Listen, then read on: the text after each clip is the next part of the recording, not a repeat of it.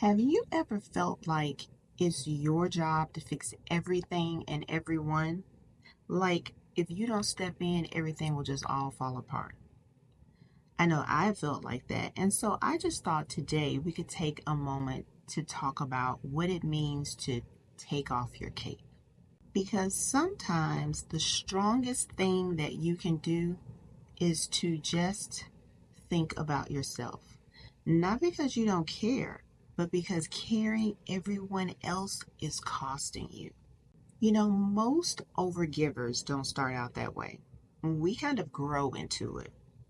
We're taught, especially as women, especially in our families or our communities, that love means sacrifice, that helping means doing. And somewhere along the line, that helping turns into saving. And then saving becomes your identity. You start measuring your worth by how much you can carry, how often you can say yes, and how many fires you can put out. But here's the truth. When you rescue people over and over again, you rob them of a chance to rise on their own, and you rob yourself of the peace that you so desperately need. But how do you even know if you're really wearing a cape, right? So let's talk about it. You might be wearing a cape if you feel drained after conversations, but you keep showing up anyway. You might be wearing a cape if you feel guilty saying no even when you're exhausted. You might be wearing a cape if you are praised for being the strong one, but silently you're falling apart. You might be wearing the cape if you are the go-to person for everyone, but you can't name one person who supports you. Sound familiar? You see, this isn't strength. It's self-neglect dressed up as service. You can't heal if you are constantly hustling for worth. You can't grow if you are always shrinking to fit other people's needs.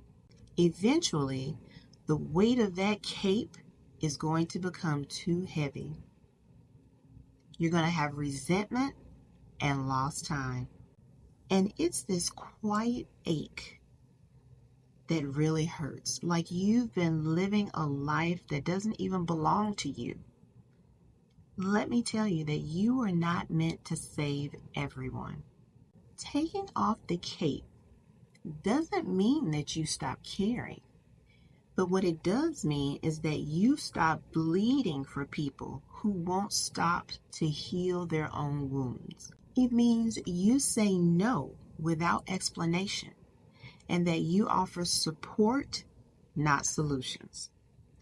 You let people struggle when they need it so that they can grow.